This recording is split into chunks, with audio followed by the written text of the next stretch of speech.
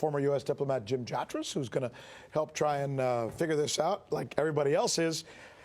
It seems to me that this is a massive reorganization of a government that in the end will really not change that much in terms of who's in power.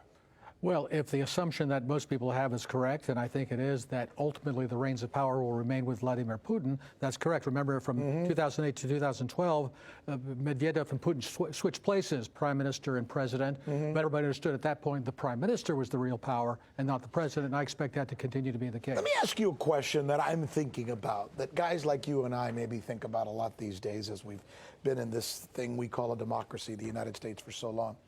Would it be so bad if somebody who, to his people, is extremely effective and extremely popular, and when it comes to foreign policy, is a true champion for his cause, would it be so bad if that government said, you know what, this guy's doing a hell of a job, we want him to stay here? Is that such a horrible thing? Because some people say, oh my God, it's completely undemocratic, they're going back to a Soviet-style government. What do you say about that? Well, maybe going back to monarchy. Or monarchy, right. He's a czar. Look, there is the theory that whether it's a democracy or a fascist or a communist, whatever government, that all governments are generally really oligarchies, small groups of people who really call the shots, and then you have various kinds of window dressing. Including ours. Yeah, I would say so. Okay, but we're thank you. not supposed to say that, Rick. Okay. The other thing is, and about this particular step, I couldn't help but being struck today. Hey, look, we barely dodged a bullet on a war with Iran last week. If you listen to Nancy Pelosi today, you'd think she was impeaching Vladimir Putin, not Donald Trump, and all this business about, oh, but they hacked Burisma. They're already starting to interfere in the 2020 election. Oh, the saber rattling. Yeah. I can't help but feel that I'm not saying they're getting ready to form a wartime cabinet over there, but I have a sense that they're somehow battening down the hatches. They know that things are going to get a lot worse, and they need to maybe readjust a little bit. What does that mean?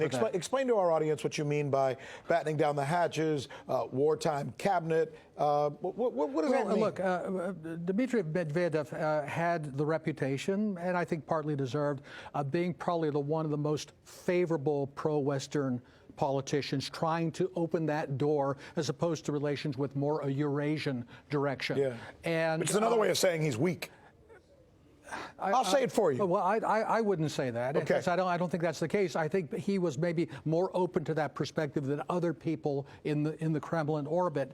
And I think there's going to be a little reshuffling, not necessarily to downgrade Medvedev, but that perspective, I think, is going to be less important going forward, because I think we're entering into a real danger zone, and they've got to make sure they're prepared. That's the way they see it. So what you're saying is they're going to be less conciliatory. Oh yeah, I don't think they can afford to be conciliatory. That's fascinating. If I were in their shoes. Well, it's been fun to watch, and I'm glad we had you here to take us through it, Jim. Good analysis. Thank you, my friend.